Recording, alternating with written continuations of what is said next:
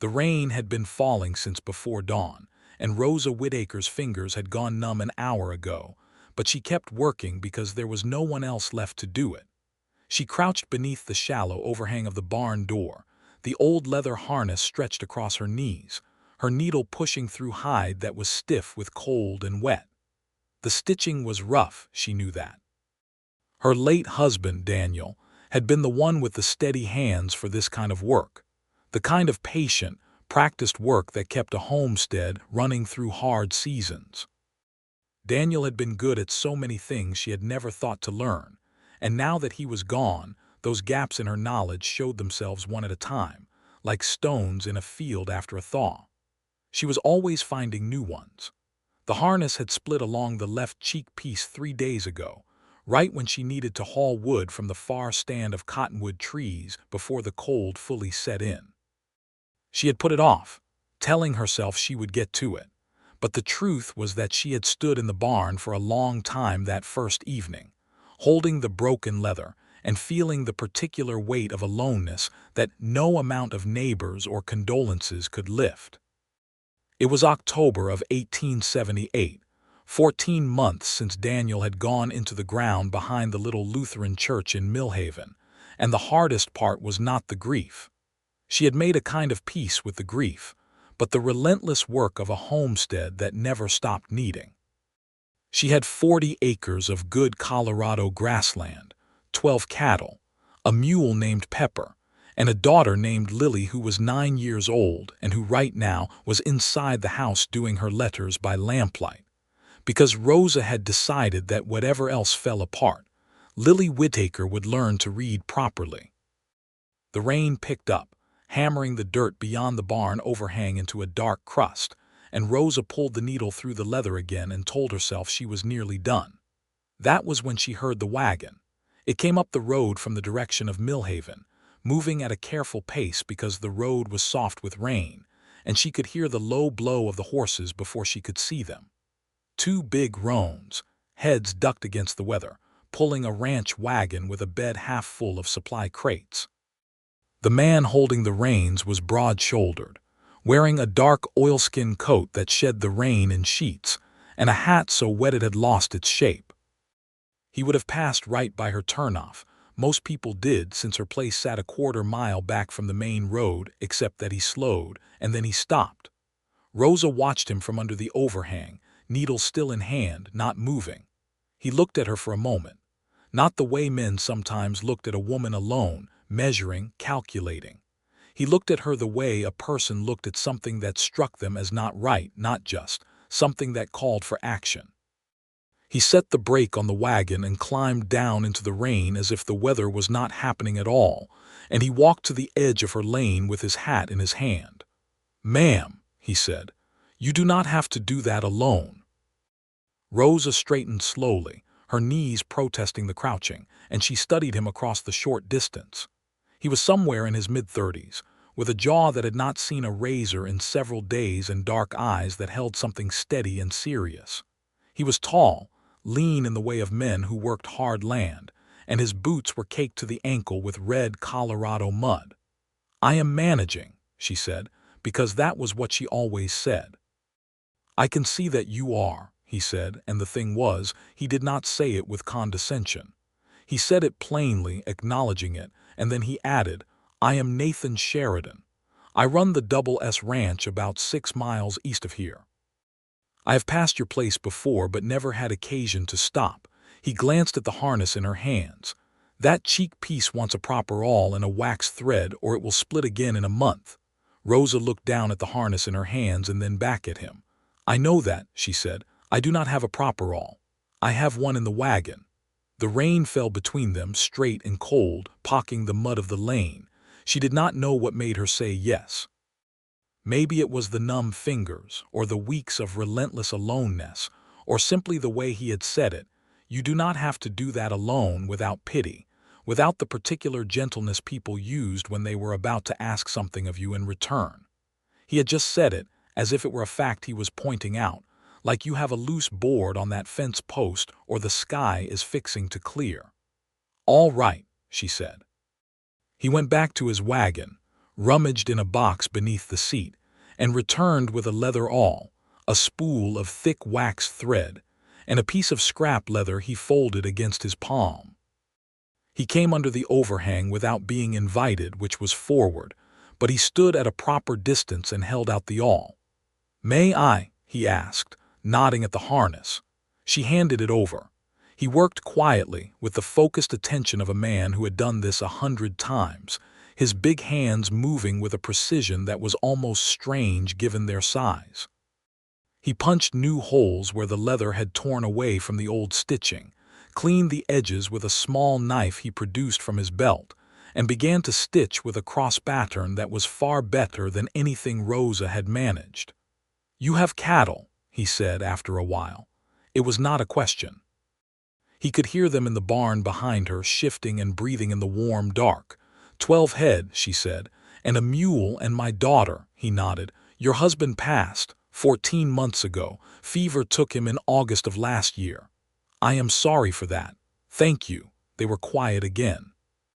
The rain thinned a little, going from a hard fall to a soft, steady drizzle, and somewhere inside the house Rosa heard Lily's voice raised in song, some little tune the schoolteacher in Millhaven had taught the children, something about a river. It made her chest ache with tenderness. "Your daughter," Nathan said, not turning from the harness. "Lily. She is 9. He smiled slightly, still focused on his work. "There is something in that age. My nephew is 9, talks from the moment his eyes open until they close at night. Lily is more quiet," Rosa said, "but she sees everything." He glanced up at that briefly, and something passed between them, a recognition of something, though Rosa could not have named it then. He finished the harness repair in 20 minutes flat, tied it off with a knot Rosa had never seen before, and held it up for her inspection. The cheek piece was solid, the stitching even and tight. "That will hold through winter," he said. "It is better work than I would have done," she said honestly. "It is just practice." He handed it back and began collecting his tools. "What do I owe you?" she asked. It mattered.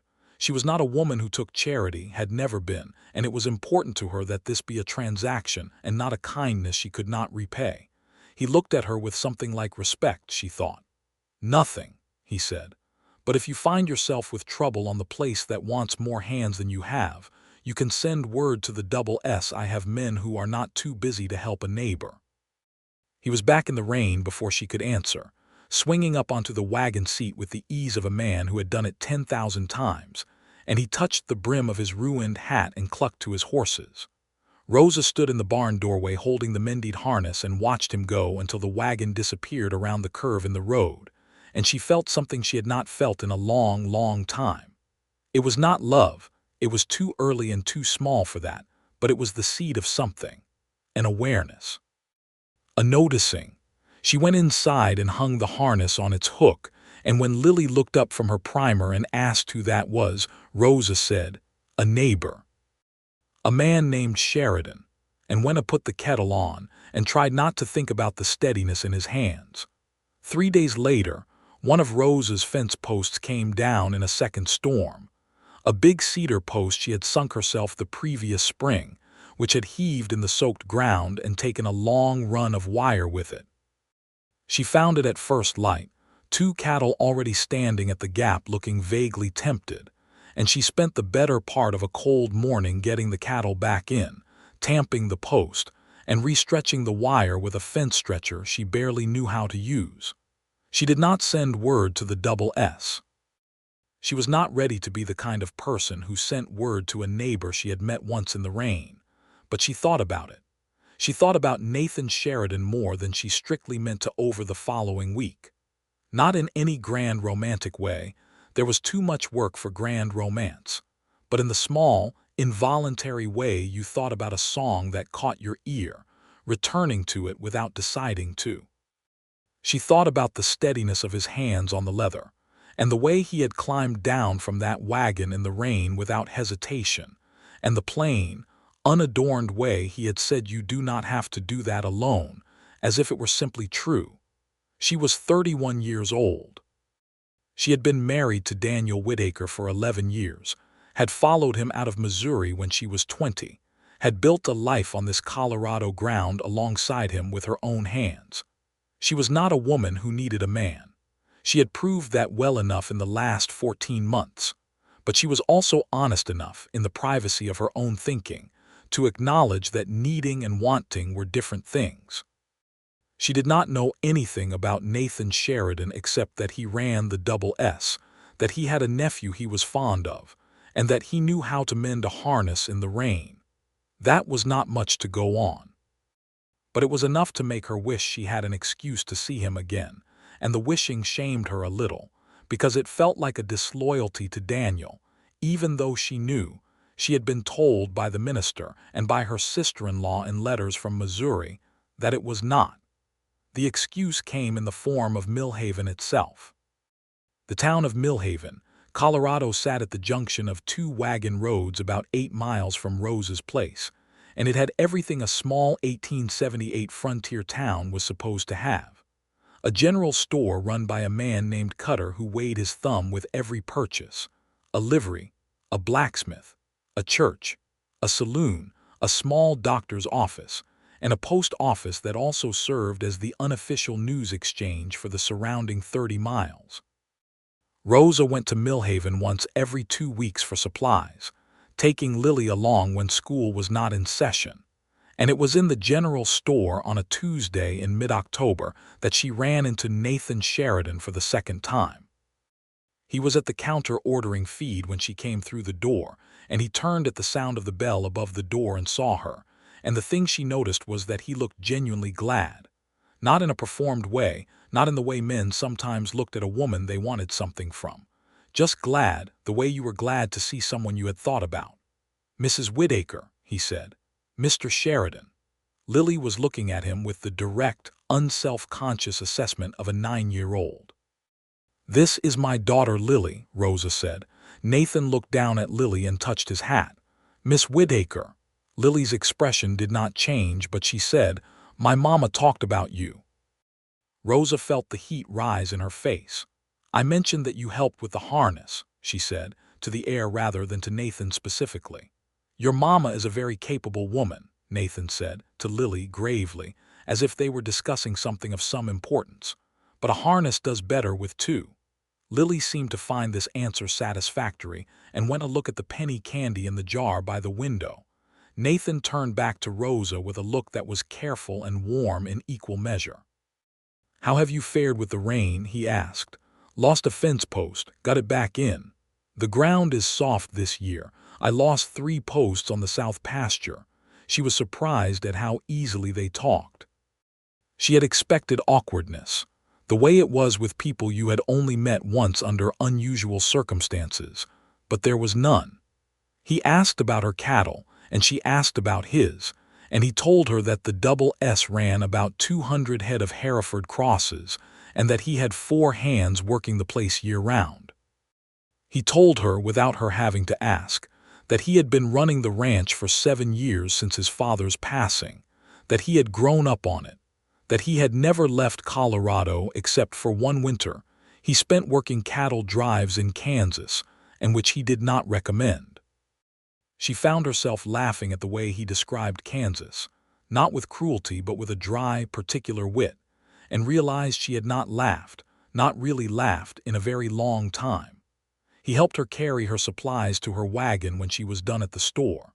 It was such a small thing, and she let him do it, told herself it was just practicality, 2 trips instead of 4, but the truth was she was glad of his company and not ready for it to end. At the wagon he stood with her flour and her salt and a bolt of wool flannel, and looked at her with that steady, direct look she was coming to think of as particular to him. "I would like to call on you, Mrs. Whitaker," he said, "if that would be acceptable to you, properly. I am not a man who goes around things." Rosa thought about Daniel. She thought about the way Daniel had asked her father for permission before he had ever said a word to her directly, how careful and formal it had all been, how sure she had been by the time they were married. She thought about the 14 months of hard and lonely work, and the way her numb fingers had felt on the harness in the rain, and the way Nathan had come down from his wagon without hesitation. It would be acceptable, she said. He came on a Sunday afternoon 4 days later, riding a good bay horse, dressed in clothes that were clean and pressed, and suggested he had given the matter some thought. Rosa had given the matter some thought herself. She had washed her hair and put on her green dress, the one with the white collar which Lily had noticed and commented on with 9-year-old directness. "That is the good dress," Lily had said. "I am aware of that," Rosa had replied. "Is the neighbor coming?" "Mr. Sheridan is coming, yes." Lily had considered this for a moment. He seemed all right, she had decided, and gone back to her primer. He brought a jar of honey from his own hives. He kept bees, which surprised her, seemed somehow unlikely for a rancher. But he explained that his mother had kept bees and he had learned from her as a boy and had never seen the reason to stop. He sat at her kitchen table and drank her coffee and talked to Lily about her primer with perfect seriousness, asking her what letters she found hard and what books she hoped to read when she had mastered them. And Lily, who was not easily impressed, gave him her complete attention. Rosa watched them from the kitchen window for a moment, something in her chest going quiet and warm in a way that was almost frightening. She was not a woman who trusted easily. Life had made her careful, but there was something about Nathan Sheridan that made careful difficult. He did not try to be anything other than what he was. That was the heart of it. He was a rancher, a man of the land with rough hands and plain speech and a kind of bedrock steadiness that Rosa suspected had been there since childhood. He did not perform. He did not exaggerate. He said what he meant and meant what he said, and in a world full of men who did neither, that was something. He came back the following Sunday, and the one after that. By the third Sunday, Lily had graduated from tolerating him to interrogating him, which Rosa privately considered a high honor. Lily wanted to know about the bees, and about the double S, and about Nathan's horses, and Nathan answered everything with the same serious, respectful attention he gave to everything Lily said. On the fourth Sunday, he asked Rosa if she would like to ride out with him to see the far edge of his property, where the land ran up against the base of the foothills, and the views were worth seeing. He said Lily was welcome, and Lily, who had school preparation to finish, said she would not come because she had responsibilities, with a grandeur that made both Nathan and Rosa hide their smiles. They rode out in the late morning light, the sky a hard and brilliant blue after a week of cloud, the grassland running gold and amber in every direction, the cottonwood trees along the creek already stripped to their white bones by October's cold. Rosa had not ridden for pleasure in a long time. Riding was for work, for getting places, for checking fence. And she had forgotten the particular freedom of it, the way it lifted her out of the small, urgent world of the homestead and put her in the bigger, older world of land and sky. Nathan rode easy and quiet, and they talked as they rode, and what surprised Rosa was how much there was to talk about. Not just the practical things, land and cattle and weather, and the small politics of Millhaven, but other things. Books she had read, what she thought Colorado would look like in 20 years, whether God was paying attention to the frontier or had written it off as too disorderly. He laughed at that last one, a real laugh, and she felt it do something warm and disruptive in her chest. He told her about his parents, about growing up on the double S, about the years when his father had been ill and Nathan had been running the ranch at 22, and had not known if he could hold it together but had refused to admit it to anyone.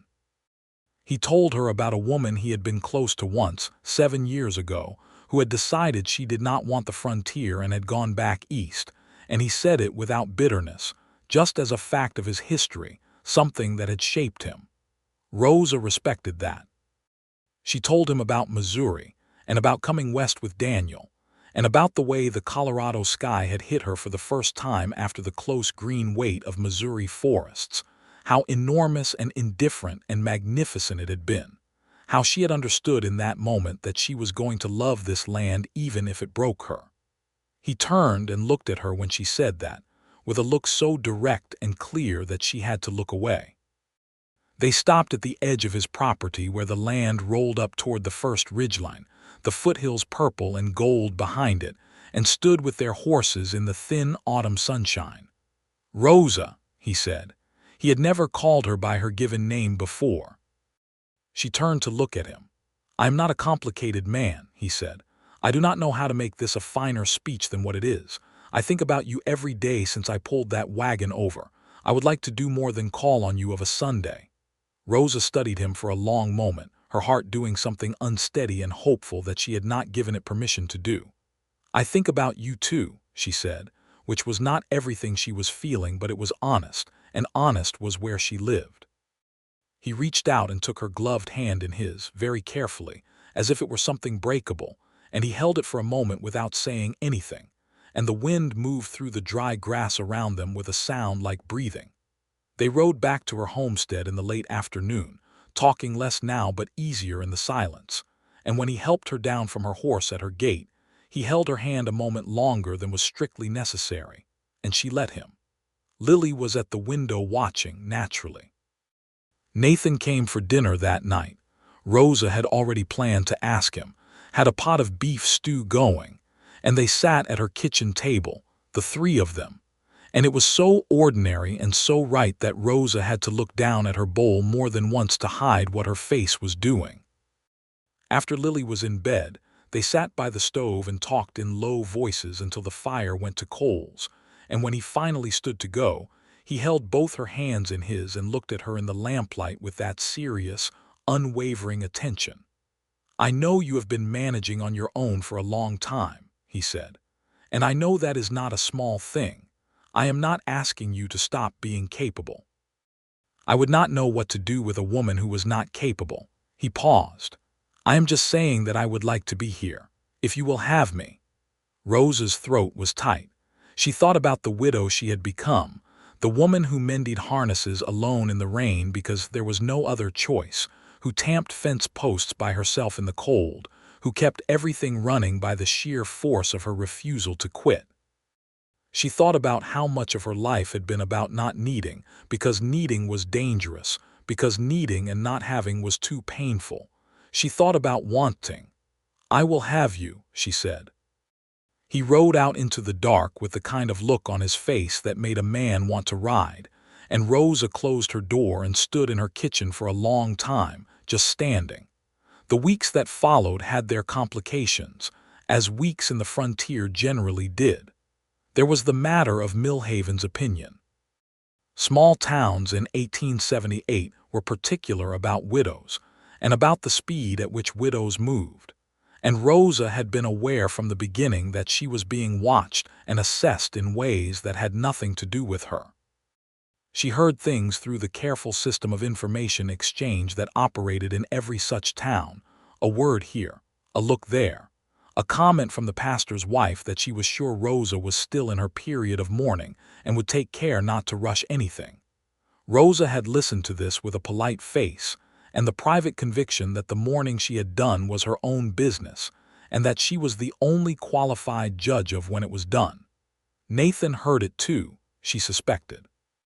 He had been in this town all his life and he knew how it worked, but he did not let it change anything, and she admired that. There was also the matter of his foreman, a man named Bates, who had been at the Double S for 10 years, and who was deeply suspicious of anything that might complicate the smooth running of the ranch, which in his view included a serious attachment that might distract Nathan from his responsibilities. Bates was careful enough not to say anything directly, but Nathan mentioned him once, with a dry amusement that suggested it was not a serious concern, and Rosa filed it away. And there was the matter of Lily. Lily had approved of Nathan in the preliminary assessments, but approval of a Sunday visitor was different from approval of a man who might become something more, something permanent, and Rosa knew that Lily was doing her own measuring, in the careful, quiet way that Lily did everything. She did not push. She watched. One afternoon in early November, she came home from the schoolhouse in Millhaven. She had ridden in for a meeting about Lily's schooling, to find Nathan's horse at her gate, and looking through the kitchen window, Nathan and Lily sitting at the table with a paper between them. She stopped at the window and looked. Nathan was drawing something, a map of some kind, and Lily was leaning over it with her chin in her hand, intent. Rosa could not hear the words, but she could see that they were both entirely absorbed, both pointing at different parts of the paper, and she stood there for a long moment before going in. When she opened the door, Lily looked up with the expression she wore when caught doing something that turned out not to be wrong. Nathan was showing me where the double S is and where our place is and how far it is to the mountains, she said. He knows the names of all the peaks. Not all of them, Nathan said. Some of them people just call by what they look like and not everyone agrees. Rosa took off her coat. And what is that one called? She asked, pointing to a peak he had sketched. Lily named it herself, Nathan said, straight-faced, after considerable deliberation. Pepper's Peak, Lily announced. After the mule. Rosa sat down at the table and looked at the map, and the warmth that had been growing in her chest for weeks spread out until it filled the whole of her. November brought hard frosts and shorter days, and the particular beauty of late autumn on the Colorado plain, when the sky turned a winter blue that had no warmth in it but was more clear and clean than any summer sky. Rosa's cattle were wintering well. She had enough wood laid in, enough hay in the barn, enough flour and salt and dried beans to see through the cold months. She had been doing this alone for over a year now and had gotten good at it in the grim, competent way you got good at things you had no choice about. But Nathan was there more now, and it was changing things in ways she had not expected. He did not try to take over. That was what she had feared, privately, that a man coming in would want to put his hands on everything and rearrange it, the way some men were, as if the woman's way of doing things was provisional and merely waiting for the man's improvement. Nathan was not like that. He helped when she asked, and sometimes he offered, and sometimes he did things without asking. Once he arrived to find her trying to get a calf that had taken a turn back on its feet, and simply rolled up his sleeves and got in beside her without discussion. And they worked for 2 hours side by side until the calf was standing and drinking. And then they washed their hands at the pump and went inside and had coffee, and neither of them thought it needed comment. That was the thing about Nathan. He was simply present, in the most uncomplicated sense. He showed up and he worked and he talked and he listened. And when he looked at her, it was with a directness and an attention that made Rosa feel, for the first time in a long time, fully and specifically seen. On a Tuesday evening in late November, he brought his nephew, a boy named Sam who was indeed 9 years old, and who did talk from the moment he arrived until the moment he left, about everything from horses to arithmetic to a particular hawk he had seen that morning. Lily found him an interesting specimen, and they spent most of the evening arguing in a friendly, exploratory way about whether hawks were better than mules, a debate that had no resolution but generated a great deal of energy. Rosa and Nathan sat near the stove and watched their children and drank coffee and talked quietly, and it was so comfortable and so good that Rosa had to stop herself from reaching for his hand. Later, after Sam and Nathan had gone and Lily was in bed, Rosa sat by the stove in the silence of her house and thought seriously about where this was going and where she wanted it to go. She was 31. She had built a life here, on this ground, with her own hands. She loved this land and she loved her daughter, and she had made a kind of peace with the hard parts of her life. She was not looking to be saved, and she did not need to be. But she was also smart enough and honest enough to know that she had fallen in love with Nathan Sheridan, not in a wild, losing-herself way, but in a deep and quiet way that was perhaps more serious for being quiet. The way underground water was more reliable than surface streams because it did not freeze. She loved his steadiness and his patience and his dry, quiet humor. She loved the way he treated Lily with respect and genuine interest, not as a burden to be managed or a charm to be deployed, but as a person. She loved the way he had come down from his wagon in the rain without hesitation, and the way he had said, "You do not have to do that alone," and every version of that gesture that had followed in the weeks since, not in words but in actions, in showing up, in staying, in being there. She was also clear-eyed enough to know that there were practical matters to think about. His ranch was 6 miles east. She had 40 acres and 12 cattle, and a daughter, and a piece of Colorado ground she had no intention of leaving. These things were not insurmountable, but they needed to be thought through, and she was a woman who thought things through. The following Sunday, after Lily was occupied with her own things, Rosa sat down with Nathan at the kitchen table and said plainly, "I need to talk to you about practical matters." He looked at her with that steady attention. "All right. I love this land," she said. "I have no intention of leaving it. Whatever else happens, I am staying here. I want that understood." "Understood," he said, without hesitation. "My daughter's well-being is the first consideration in any decision I make, before my own comfort or anyone else's feelings." "That is exactly how it should be," he said. "And I would not want it any other way," Rosa nodded. "And I am not a woman who needs managing. I have been running this place alone, and I am capable of continuing to run it alone. I am not looking for someone to take things over." Nathan leaned forward slightly. "Rosa," he said, "I have never once thought of you as something to manage. I think of you as the most capable person I have met in a long time, man or woman. I would not be here if I thought this was about managing." He paused. "I am here because I want to be with you. That is the whole of it." Rosa looked at him for a long moment. Outside the window, the first snow of the season was beginning to fall, soft and slow, covering the dead grass in white. "I am in love with you," she said. "I thought you should know." The look that came over his face was something she thought she would carry with her for the rest of her life. Not surprise, exactly, more like a man who had been carrying something heavy for a long time and had just been told he could put it down. "I have been in love with you," he said, "since you looked at me over that harness in the rain and said I am managing," in a tone that suggested you could hold up the whole state of Colorado by yourself if it came to that. She laughed, and he crossed the short distance between them and took her face in his hands and kissed her, and the snow fell past the window, and the stove ticked warmly, and outside Pepper the mule shifted in the barn. They were engaged before Christmas. Millhaven's opinion settled itself in stages. There were people who disapproved, the pastor's wife among them, who felt that 14 months was too soon, though she did not say so directly, and there were people who were glad, and there were people who were mostly interested in the details. Rosa did not spend much time on any of their opinions.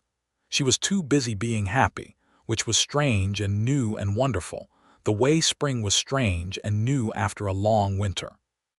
Nathan's foreman Bates came around faster than expected. He met Rosa properly when she rode out to the Double S for the first time, a cold December day, and she spent an hour in the barn talking cattle with him while Nathan was occupied with something else, and she evidently said enough things that were right because, by the time she left, Bates was satisfied. Nathan told her later that Bates had told him she knew what she was talking about, which from Bates was high praise.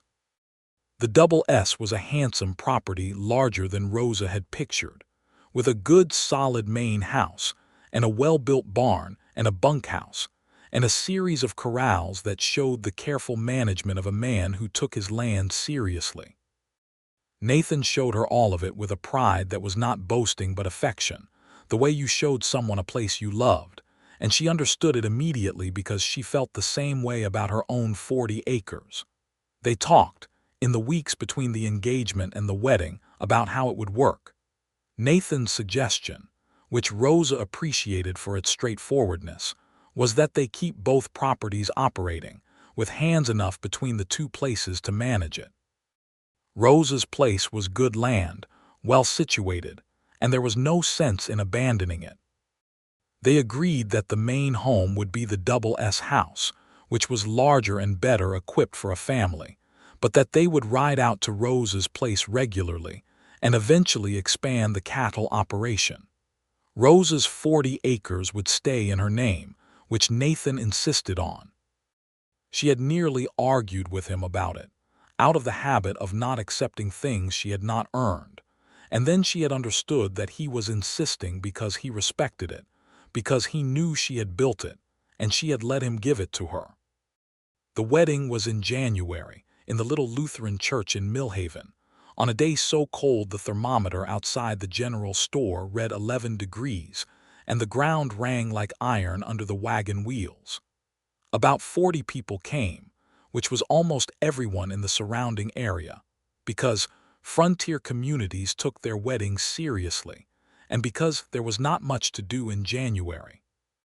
The pastor conducted the ceremony with a warmth that was genuine and somewhat surprised, as if he had revised his earlier reservations.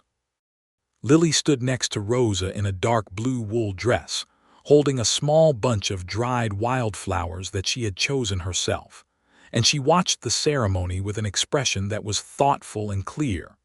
And at the moment when Nathan put the ring on her mother's hand, quietly and unmistakably glad. Sam Sheridan stood next to his uncle and was magnificent, which is to say that he was completely still for the longest period he had ever been still in his 9 years, out of what was clearly a profound and effortful respect for the occasion.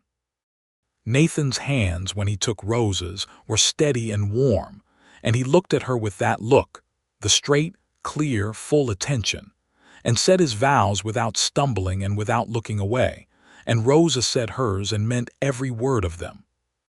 They drove back to the double S in the wagon, all 4 of them, Nathan and Rosa on the seat, Lily and Sam in the bed wrapped in blankets through the crystalline January cold, the plain white and silent around them, the mountains standing blue and enormous against the pale sky.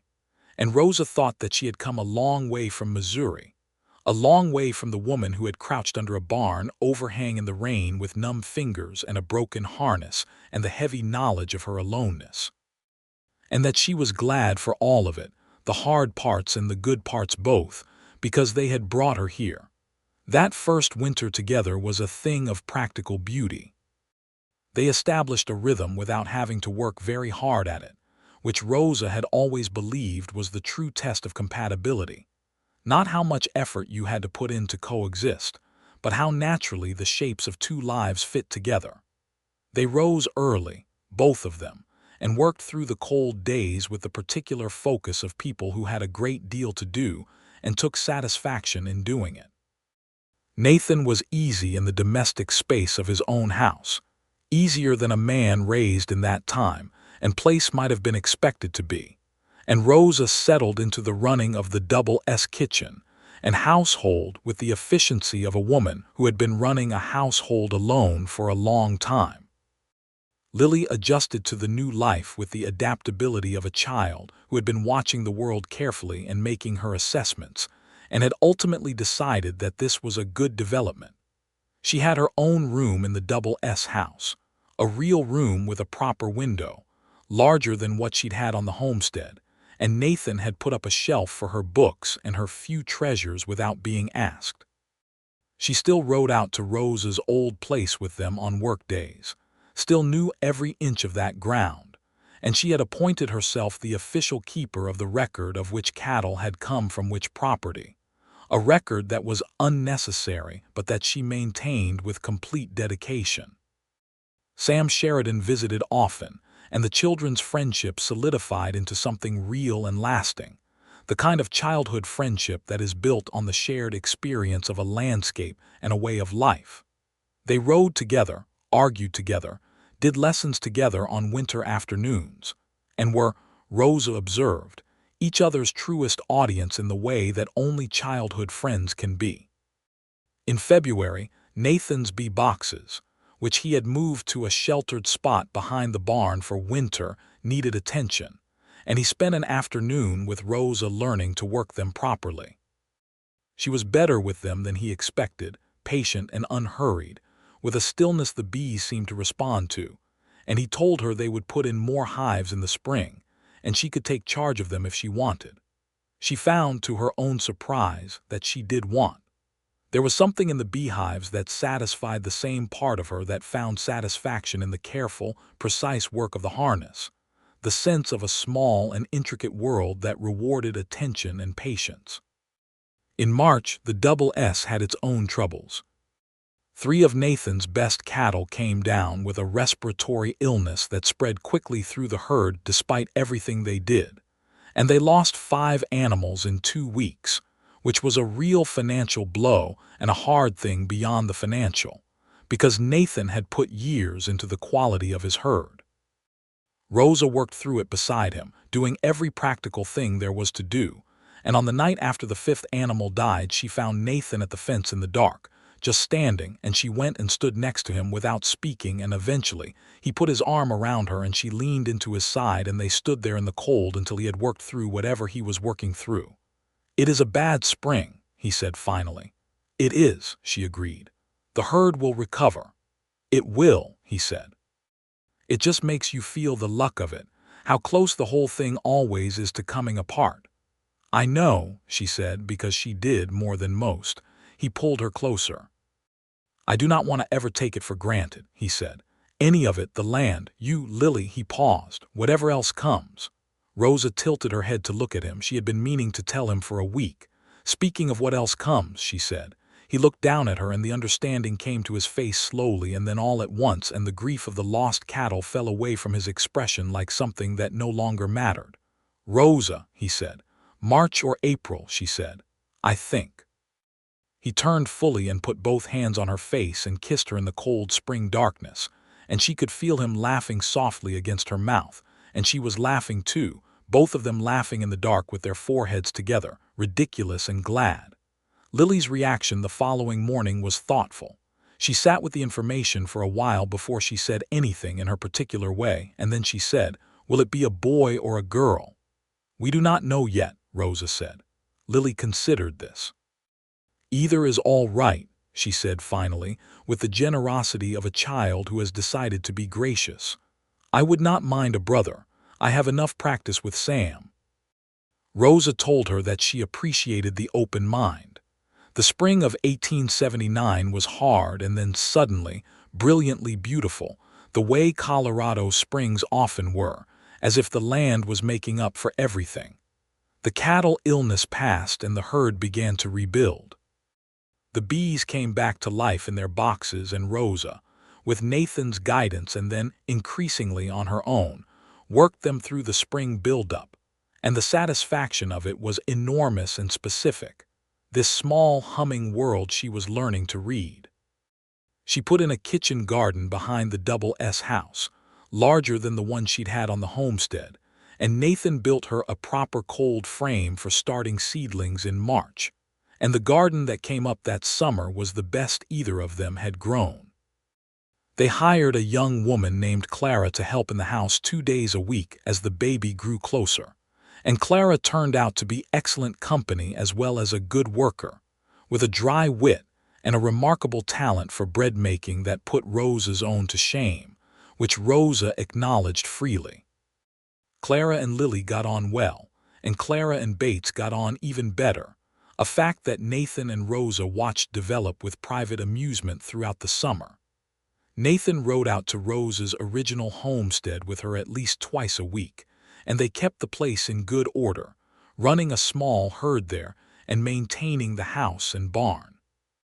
Rosa loved these rides, loved the way it kept the old ground alive and familiar, loved being there with Nathan, and watching him develop the same knowledge of every inch of it that she had, the way you learned a piece of land.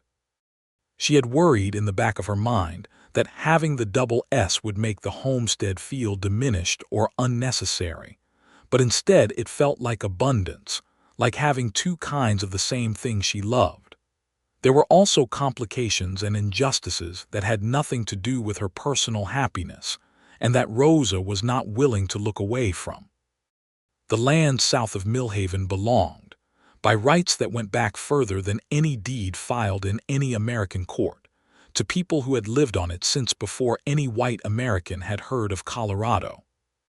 Rosa had understood this in a general way since coming west, had been uncomfortable with it in the private, helpless way that many settlers were uncomfortable with things they benefited from, and Nathan shared the discomfort, more specifically, because his father had been a fair man, and had impressed upon him early that the land they held was held under contested circumstances that no amount of legal paperwork could make entirely clean. There was a Ute community that still passed through the region, whose traditional grounds included parts of what was now claimed as private ranch property, and there had been tensions that year federal pressure on treaty lands, the kind of thing that was happening all over the West in the late 1870s, and that was deeply, specifically wrong.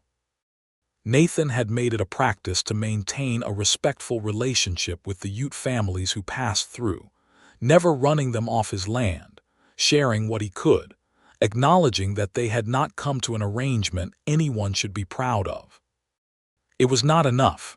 Rosa knew that and he knew that, but it was what was honest and possible in the world they were living in, and she respected him for it.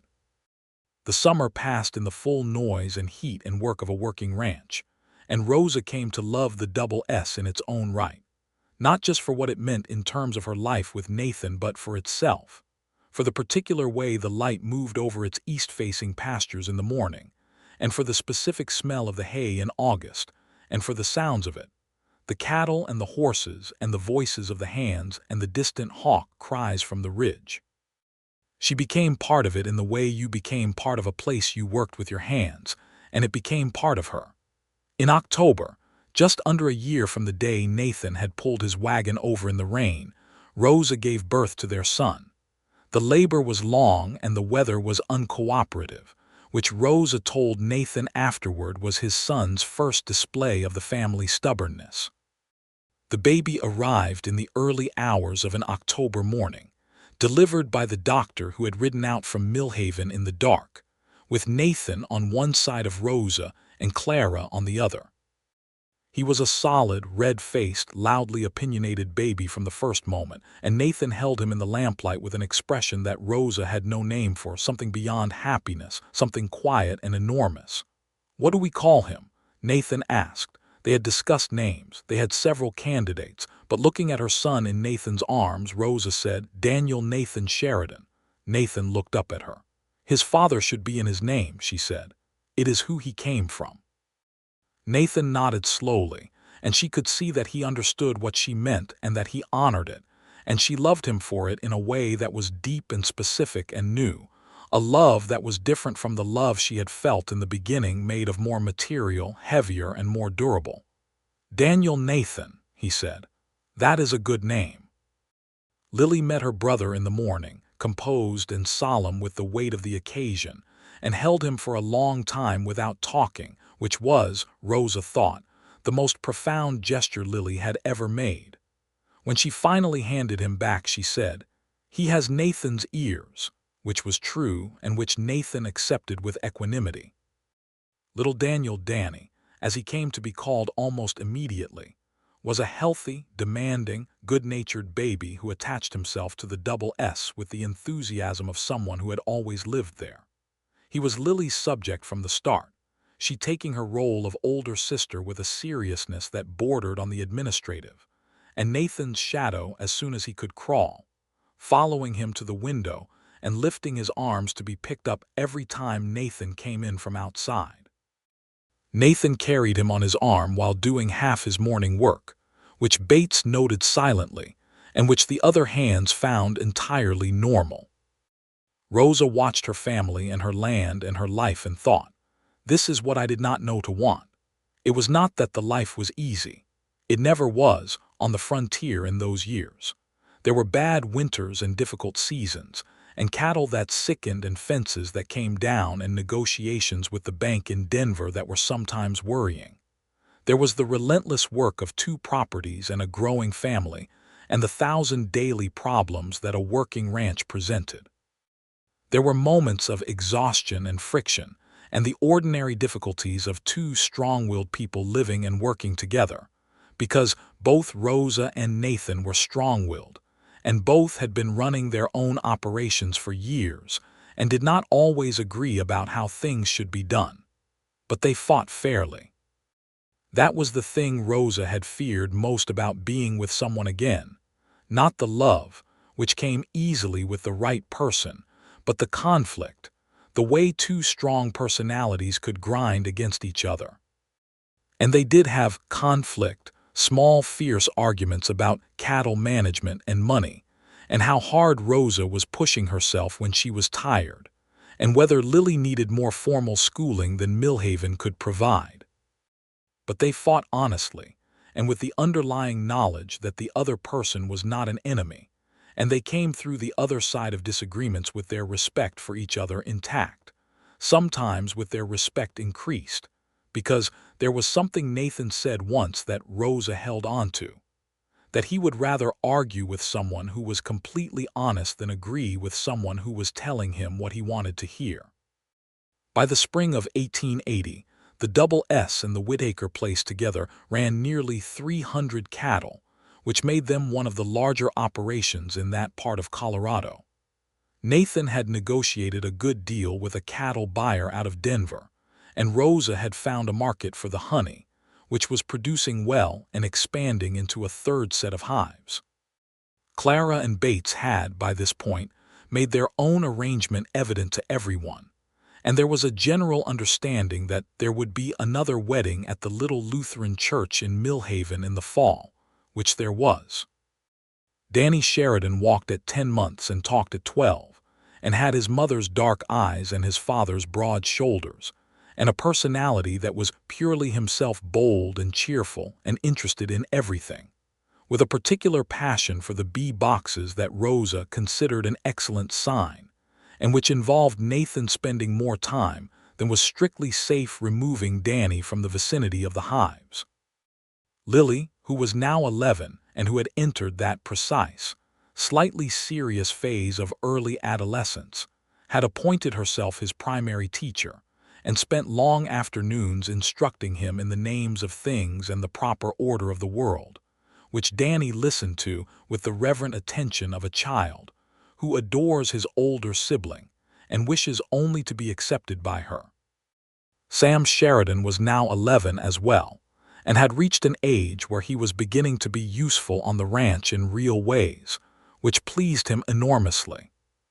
He spent 2 or 3 days a week at the Double S through the summer, and had become, in all practical ways, another member of the family, the way children in close frontier families often did. Rosa's homestead, her original 40 acres, she kept not just as a working property, but as something more personal. She went there sometimes by herself in the early morning or the late evening, just to stand on the ground where she had spent her hardest years.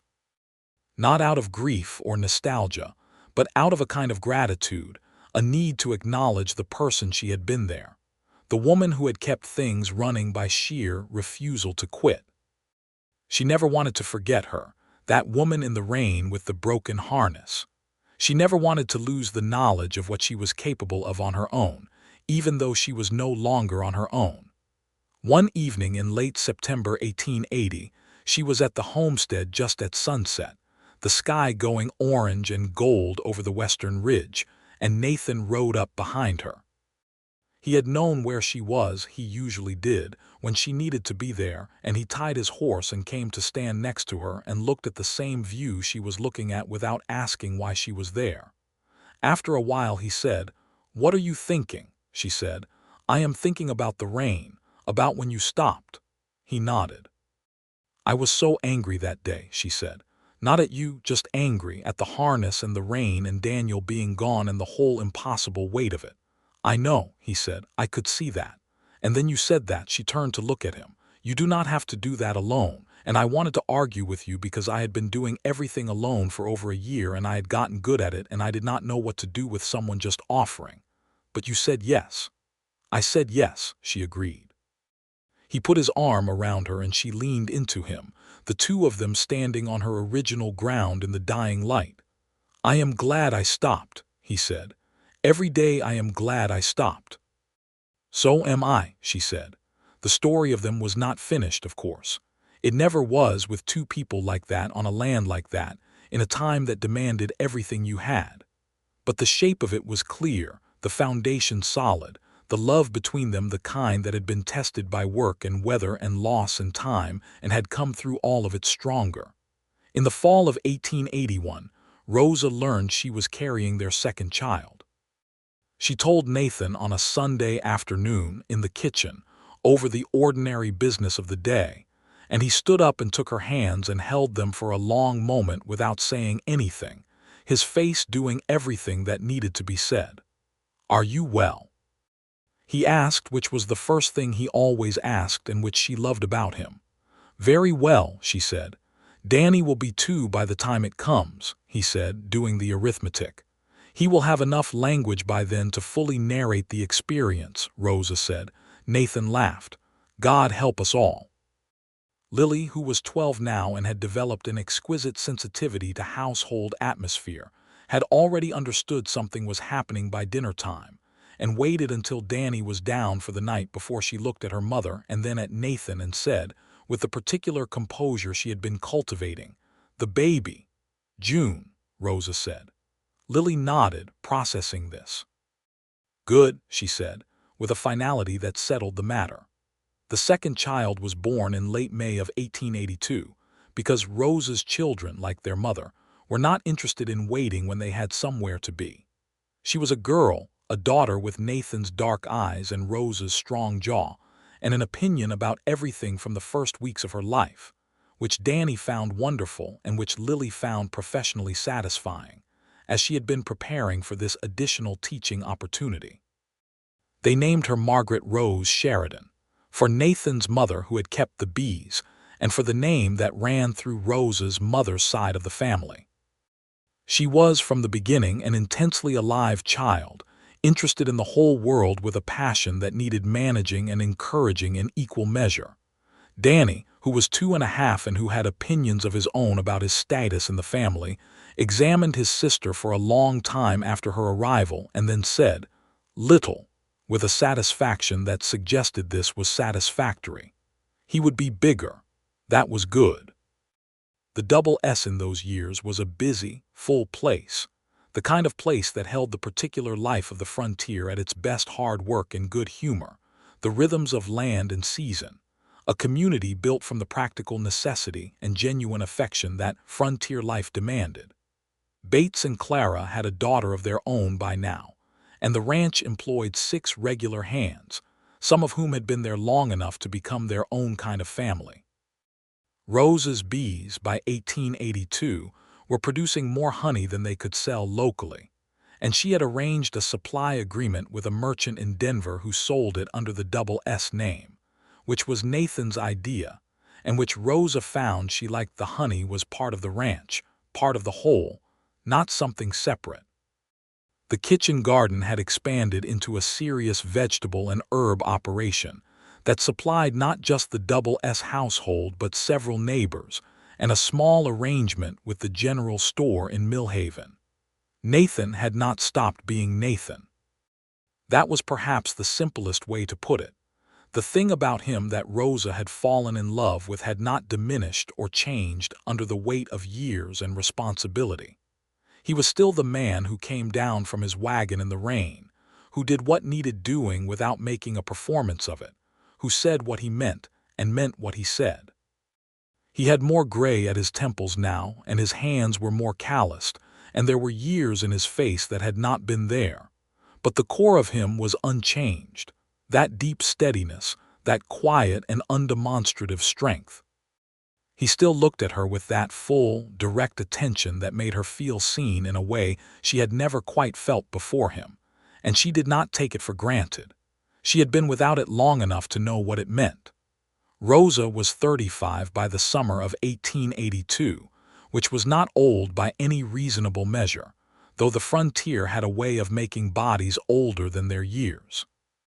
She was strong and healthy and capable, and still felt, looking out at her land in the morning, the same rush of love for the place that she had felt when she first saw it, that particular Colorado sky and the specific blue of the mountains, and the way the grass ran gold in late summer. She had given her best years to this ground, and it had given them back, not with ease, but with something better than ease, with meaning, and with the deep satisfaction of work that mattered.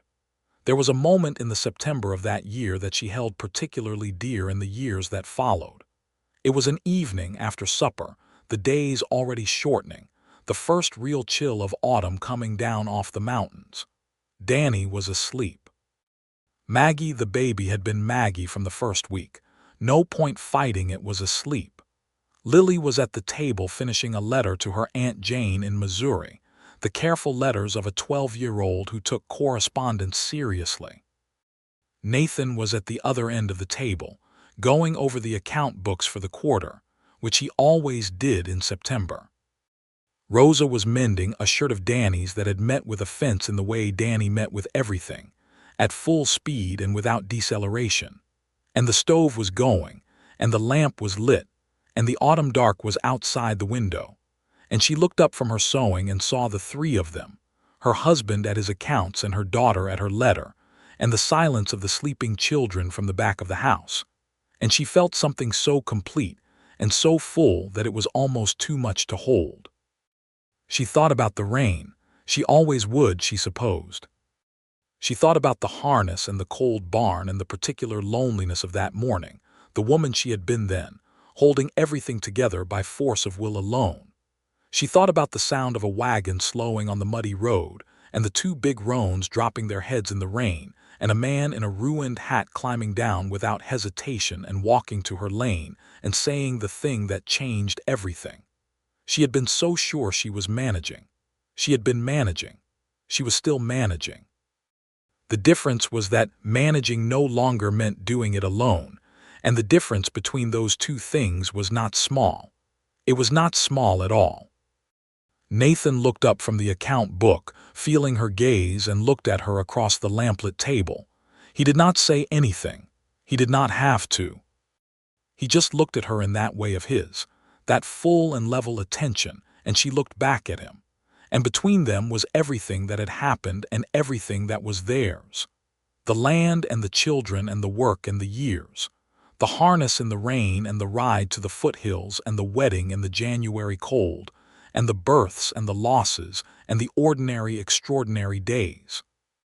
Lily looked up from her letter at both of them and then looked back down carefully in the way of a child who was old enough to know when she was witnessing something private. Outside, the wind moved through the dry grass of the Colorado autumn, and the mountains stood in the dark. Rosa set her mending down. "Nathan," she said. He raised an eyebrow. "Thank you for stopping," she said. He held her gaze for a moment, and then he smiled, the real smile, the one that changed the whole of his face, and he said, "Thank you for saying yes." She picked her mending back up. He went back to his accounts. Lily wrote her letter. The lamp burned steadily in the window, a small warm light against the dark, the way all the best things were, simple and persistent and enough.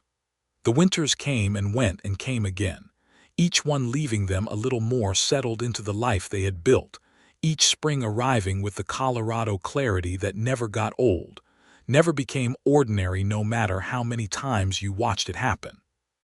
The ranch grew and changed in the way working land always did, adapting to the seasons and the market and the possibilities that presented themselves. The children grew faster than any of them wanted, which was the particular injustice of parenthood everywhere and always. Danny Sheridan at 4 was a round and emphatic person, with an absolute conviction that he was at the center of everything important, and he was not entirely wrong, because the double S tended to organize itself around where Danny was and what he was getting into.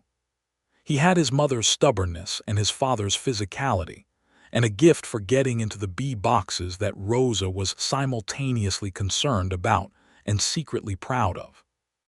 Maggie at 2 was walking and talking and running, and had the kind of personality that made everyone in her vicinity feel they were in the presence of someone who would never do anything small with her life. She was affectionate and fierce in equal measure, and she attached herself to Lily with a devotion that made Lily, who was careful with her feelings, openly delighted. Lily at 13 was beginning to think about things Rosa recognized from her own girlhood, the shape of her future, what she wanted from the world, who she was going to become. She was smart and perceptive, and had her father Daniel's gentleness along with something of Nathan's steadiness that she had, Rosa thought, absorbed from years of watching him. She talked to Rosa about going to school in Denver when she was old enough, about the possibility of being a teacher herself someday, and Rosa told her, as directly as she knew how, that there was nothing standing between Lily Whitaker and whatever she decided to be, and that she had two parents who would make it possible. Nathan had said, privately to Rosa, that he would sell cattle if it came to it to pay for Lily's schooling. Rosa had said she would sell the honey operation first. They had not had to settle the argument, because they had enough, by the grace of good management and several good seasons, to put it aside without either sacrifice. The account Nathan had been adding to for 2 years, quietly in Lily's name, was something he told Rosa about in the fall of 1882 with the careful, slightly sideways manner of a man who hoped he had not overstepped. Rosa had looked at him for a long moment and then said, "You are a good man, Nathan Sheridan," and he had looked embarrassed in a way that was entirely endearing. Sam Sheridan, now 13, was becoming a serious ranch hand in his own right, spending his summers at the Double S, and showing every sign of his uncle's natural ability with cattle and land. He and Lily had the friendship of children who had been allowed to grow up side by side on a piece of ground they both loved, a friendship that was deep and easy and built to last. Rosa and Nathan watched it sometimes with the particular combination of tenderness and amusement of parents observing children who do not know what they have. There was a day in the early spring of 1883 when Rosa rode out to her original homestead alone, in the March wind, the ground still half frozen, the cottonwoods not yet showing their green. She rode up to the barn, the old one she had built with Daniel's help in the second year on the property, and dismounted and stood looking at it. It was still sound. Nathan had made sure of that, had put new boards on the south side in the fall. The house was still there, solid, the kitchen window reflecting the white sky. She thought about everything that had happened in that barn. The harness, the rain, the numb fingers, the sound of a wagon slowing. She thought about Daniel, who was buried in Millhaven, who had given her Lily and these 40 acres and 11 years of a life she had loved. She thought about Nathan, who had given her everything that came after. She did not think of them as competing with each other. That had stopped being a question somewhere in the second year of her marriage. Love was not a finite thing that ran out. It was more like the grassland, which could be grazed down hard and still come back every spring as long as the roots were there. The roots were there. She stood in the March wind for a while, just standing, and then she mounted and rode back to the Double S, where Nathan was in the barn with Danny and Maggie was trying to steal a piece of cornbread from Clara's kitchen, and Lily was reading at the table in the good morning light, and the bees were beginning to stir in their boxes in the first warm corner of the yard. She came through the gate, and Nathan looked up from the barn, squinting against the bright sky, and raised a hand. Just that, a raised hand, an acknowledgement. "I see you. You are here. That is good." She raised her hand back. She put her horse up and went inside and put the kettle on, and the day took hold of her again in all its ordinary fullness, and she was glad of every bit of it. That was how they were, and how they stayed rooted in the ground they had worked, in the years they had lived through together, in the particular kind of love that was made not just of feeling but of choice, daily and deliberate, chosen each morning over the coffee and in the barn and over the account books and in the exhausted evenings by the stove. Nathan chose her every day, with the same unwavering attention he had offered in the rain, and she chose him back, and between them the life they had built stood solid and warm against the Colorado weather, against the hard seasons and the difficult years, against everything that the frontier, in its magnificent indifference, could think to throw at it. The mountains were still there at the end of every day, blue and enormous, the same mountains Daniel and Rosa had seen when they first came west, the same mountains Nathan had grown up under. The land ran out to meet them in every direction, gold and green by turns, the grass that had been here before any of them and would be here long after. The creek ran cold and clear. The bees worked their flowers. The cattle moved through the seasons in their slow, patient way. And in the mornings, Rosa Whitaker, Rosa Sheridan, though she held both names, because she had earned both rose before the light and stood at the window with her coffee and looked out at the land and thought about rain, and about the particular grace of a person who sees you struggling and comes down from their wagon without being asked. She had managed. She had always been capable of managing. But being with someone who knew that about her, who had never doubted it, who had offered not to replace what she could do on her own but simply to do it alongside her, that was a different kind of managing altogether. That was the best kind. Outside, the Colorado morning came on like it always did, wide and clear and full of possibility, the sky opening over the mountains with the particular blue that had no name in any language Rosa had ever learned, the blue that meant this land, this life, this day. She drank her coffee. She heard Nathan's boots on the stairs. She turned to face him.